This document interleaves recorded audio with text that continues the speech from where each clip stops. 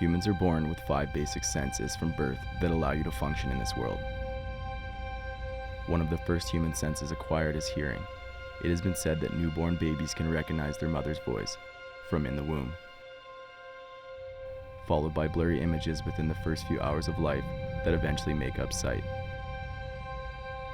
Taste and smell, the two most closely related of the senses, are then introduced, but not fully developed. And finally, the sense of touch that allows us to gain a greater connection with our environment. But what happens when those senses shut down? One by one, until you reach a state of mind that has disconnected itself from the physical limitations placed upon your body.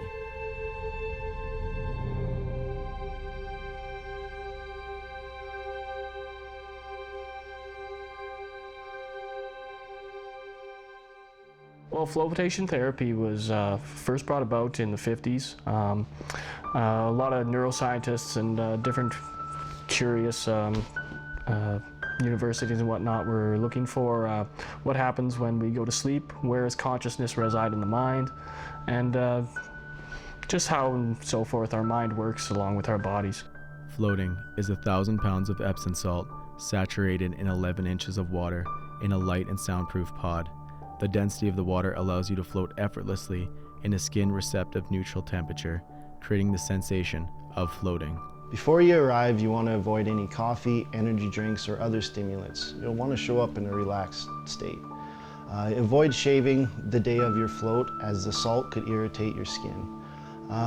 Show up with no expectations, and remember to just expect nothing during your float. Everybody is going to have a different experience, subjective to who they are, what they think about, or what kind of day they're having. So we try very hard just to educate people on what it can do for you, and some of the benefits of how it can relax you and put you in a better state of mind. Floatation comes with numerous health benefits. It lowers blood pressure, increases circulation, your cortisol levels, which are your stress levels, completely plummet. You often release natural chemicals that are pain-relieving chemicals. So people with joint muscle and back pain, once you're in there and you're not fighting gravity, everything's allowed to open up a little more, and you're allowed to increase circulation while pumping tons of endorphins and feel-good hormones. Everybody has that picture in their head or that memory or something that they go, that gives them that good feeling inside, and floating is sort of like that.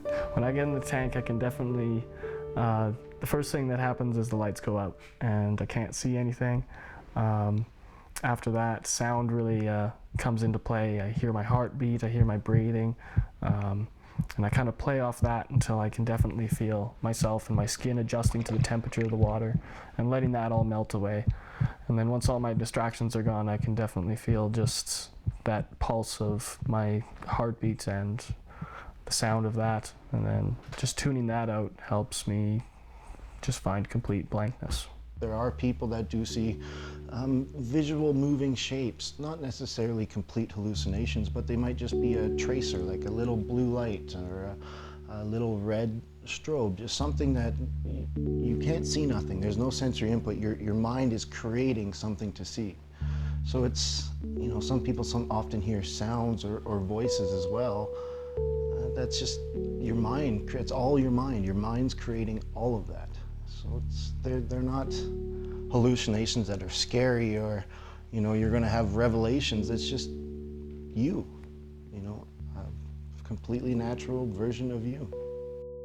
Yeah, I had a friend of mine. He got in, he entered his float, went in for a 90-minute float.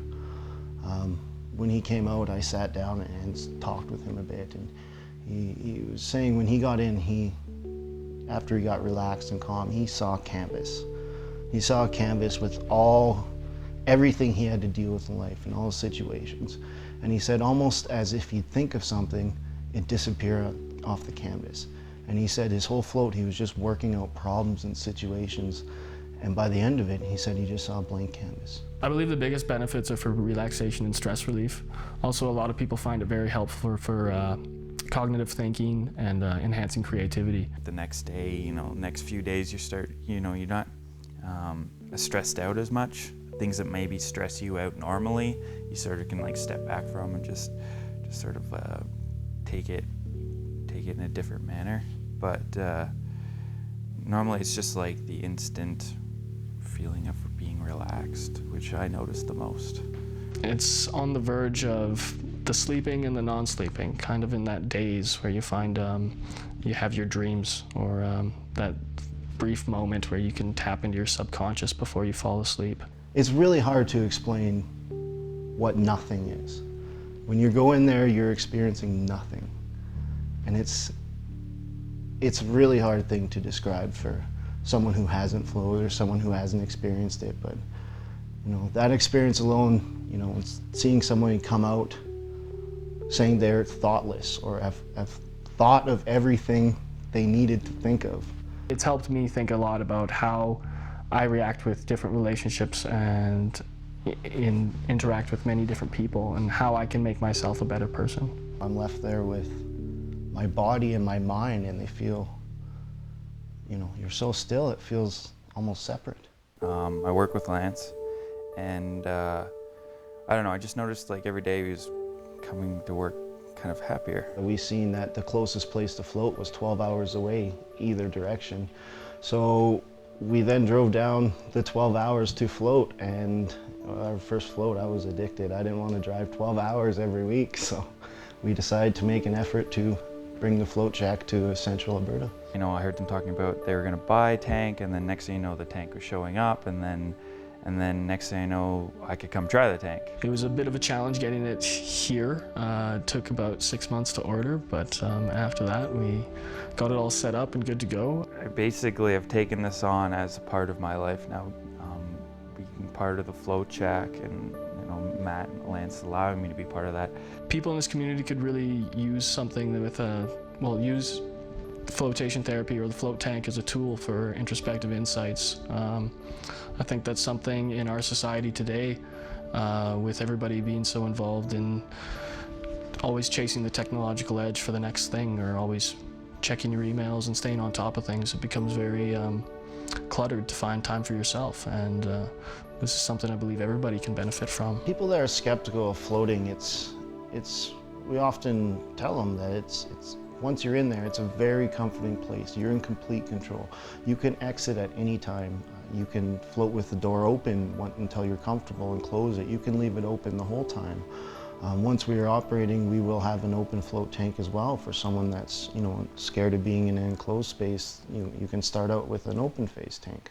I'd just say you have to try it. I mean, it's like anything. It's like that old saying, like you can't knock it till you try it, and the same goes for floating, like any new experience. But yeah, I don't know, you just have to get in the tank yourself and experience it for yourself. Once you're in there and you actually see how big the space is and how actually warm it is, and people often think they're going to get cold in there, but it's skin temperature neutral. It's not warm or cold, it's just perfect. Once people actually get in there and see how comfortable it is, they often don't want to get out. Most of the time people are skeptical about it. Once they actually do float, they actually do notice a difference or feel a difference, and come out more relaxed, or their bodies don't hurt them as much or something like that, and then they see the benefits of it, and after that they usually change their mind. It is 90 minutes of nothing. It's water, salt, and your mind. There's no computers, no electronics. It's so simple.